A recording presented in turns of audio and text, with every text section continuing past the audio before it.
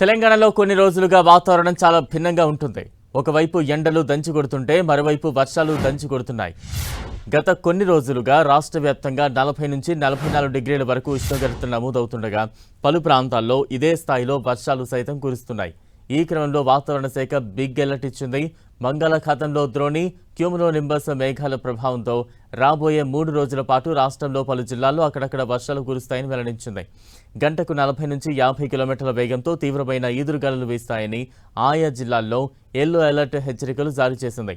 రాష్ట్రంలో ఇవాళ ఆదిలాబాద్, కొమరంభీం, ఆసిఫాబాద్, మంచిర్యాల, నిర్మల్, నిజామాబాద్, ఖమ్మం, నల్గొండ, సూర్యాపేట, జనగాం, సిద్దిపేట, యాదాద్రి భువనగిరి, రంగారెడ్డి, హైదరాబాద్, మేడ్చల్, మల్కాజ్గిరి, వికారాబాద్, సంగారెడ్డి, మెదక్, కామారెడ్డి, మహబూబ్ నగర్, నాగర్ కర్నూలు జిల్లాల్లో అక్కడక్కడ వర్షాలు కురుస్తాయని వాతావరణ కేంద్రం తెలిపింది.